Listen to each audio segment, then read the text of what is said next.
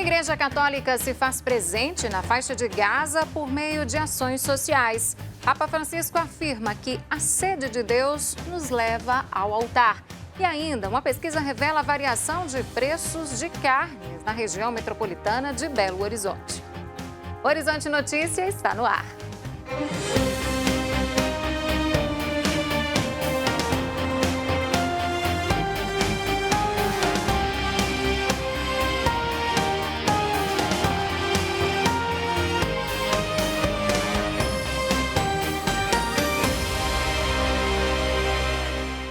Olá!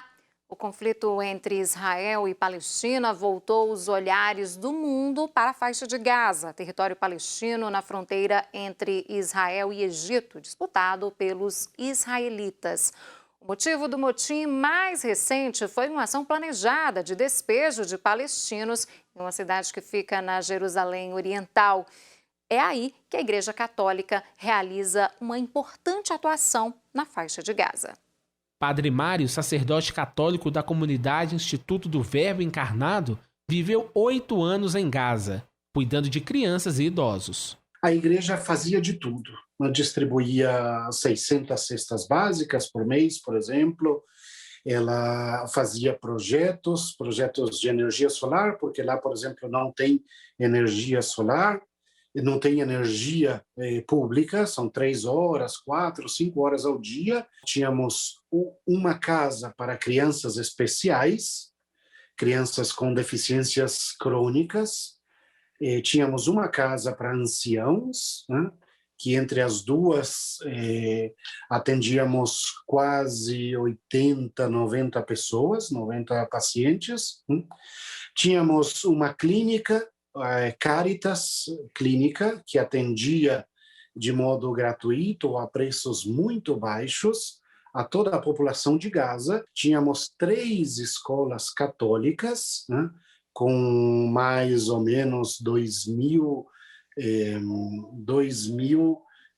alunos, e tudo isso era gerenciado por 2 padres e umas 10 freiras que nos auxiliavam. Desde a chegada à região, o padre presenciou diversos confrontos e ameaças de bombardeios.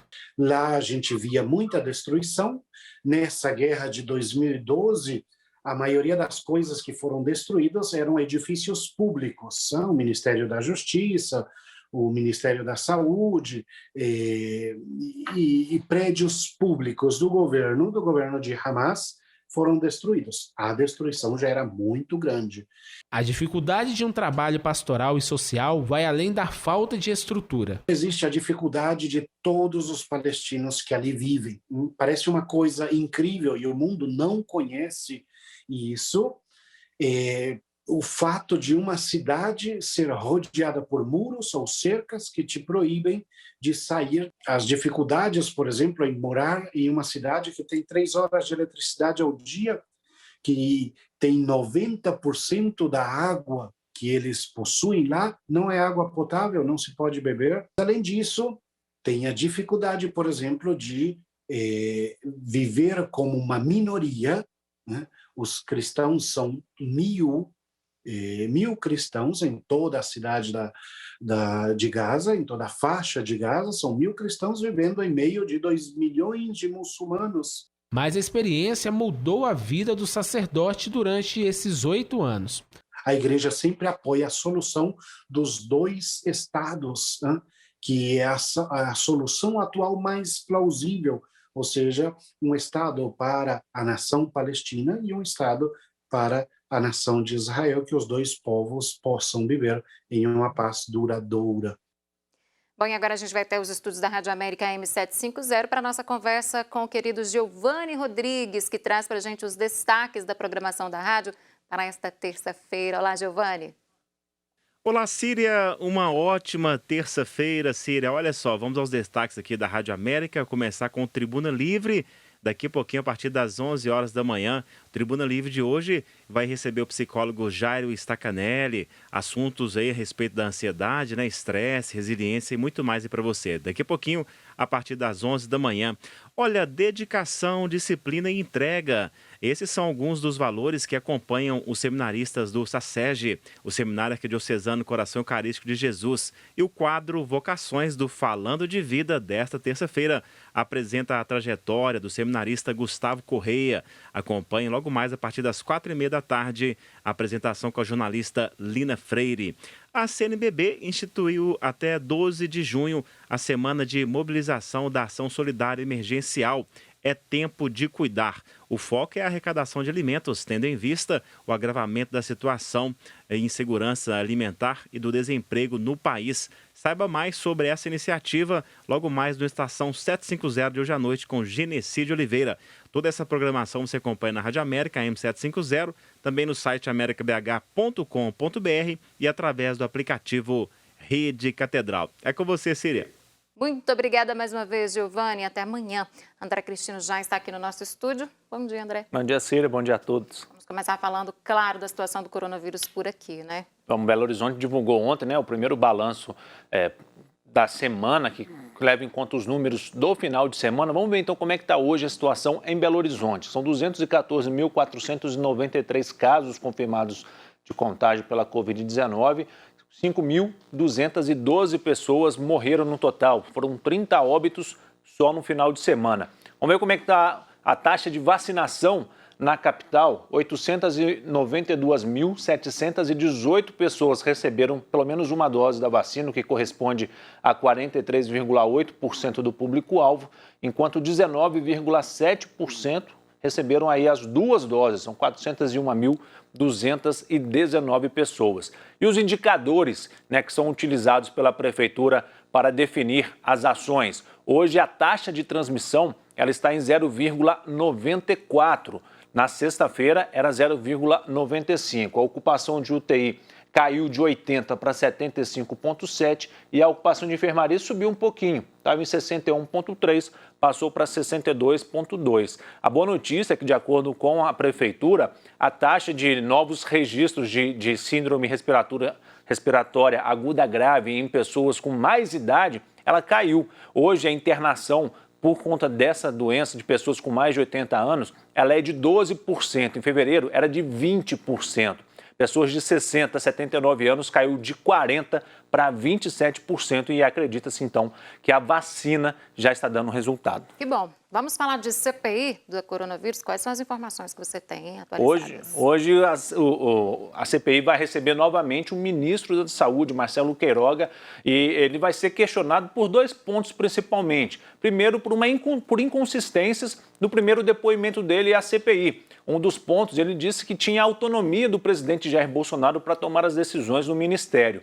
Mas quando a infectologista Luana Araújo esteve na CPI, ela que foi indicada por Queiroga para assumir a Secretaria de Combate à Pandemia, ela disse que o nome dela foi recusado pelo presidente. Então, os senadores levaram em consideração que, como ele tem autonomia, se a indicada por ele não foi aceita. Esse será um dos pontos questionados. O outro ponto seria o gabinete paralelo para o combate à pandemia, formado por médicos que são a favor da cloroquina e que eles estariam guiando os passos do combate à pandemia, ao invés do Ministério da Saúde, que é quem de fato deveria fazê-lo.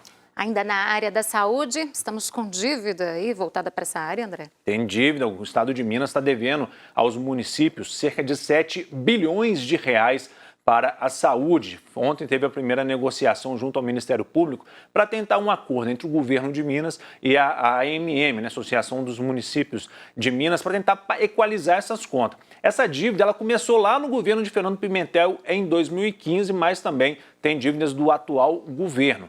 O Ministério Público deu um prazo aí de 2 meses para que seja apresentada uma proposta de acordo. André Cristino, muito obrigada e até amanhã. Até.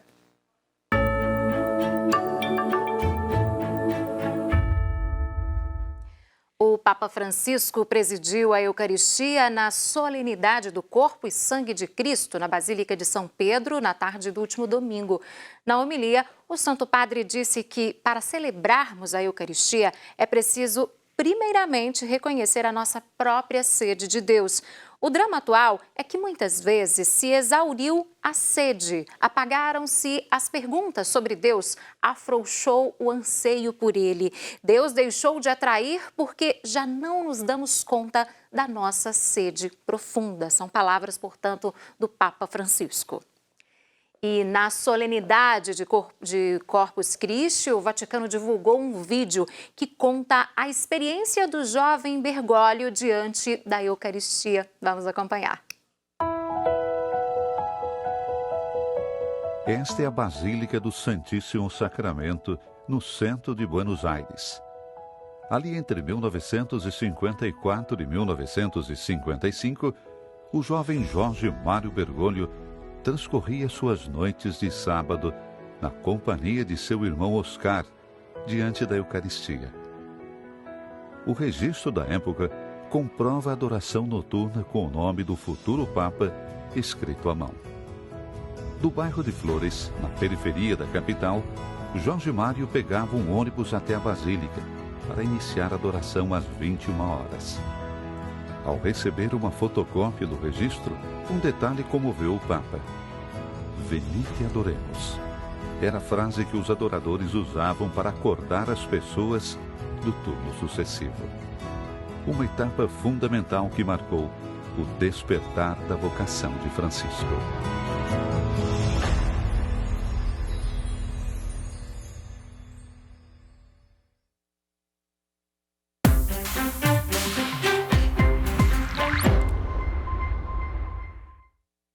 Sabemos que o preço da carne está bastante salgado, não é mesmo? Bom, agora o que temos que ficar atentos é em relação à variação deste preço. E se você pesquisar, vai ver que é possível economizar bastante, viu? Isso é o que mostra uma pesquisa realizada entre os dias 2 e 4 de junho em 38 estabelecimentos da região metropolitana de BH. Nós tivemos aumentos aqui bem consideráveis, como aconteceu na fraldinha, que de janeiro até agora subiu 4,71%. O preço médio, que era R$ 33,81, subiu para R$ 35,40. Outro aumento significativo foi no quilo da maminha, que o preço médio era R$ 38,73, passou para R$ 41, um aumento de 5,90%. A carne a 100 também subiu, era R$ 29,60 em média, subiu para R$ 31,31. Basicamente, o preço médio das carnes continua subindo em todos os cortes. É bom o consumidor ficar muito atento. O frango também está tendo aumento. Frango, que normalmente é uma saída para o bolso do consumidor, ele está cada vez mais caro. Nós tivemos aí, de janeiro até agora, no peito resfriado, por exemplo, de frango, subindo de R$ 9,99 até R$ 10,75. Foi para R$ 10,75 em média, um aumento de 7,63%. O filé de peito também com aumento bem significativo. Era R$ 14,00 em média, passou para R$ 15,10, um aumento de 7,40%. Tivemos também aumentos em alguns cortes suínos. Não foram todos, inclusive alguns cortes também caíram.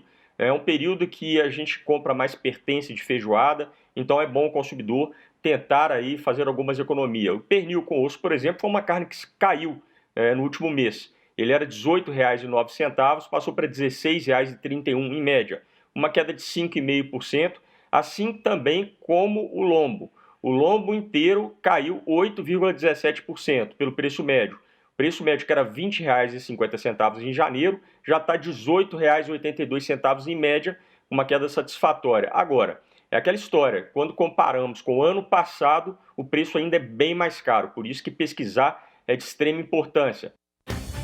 Vamos ficar atentos a esses preços, né? Eu volto amanhã às 8h30, uma excelente terça e até lá. Tchau, tchau.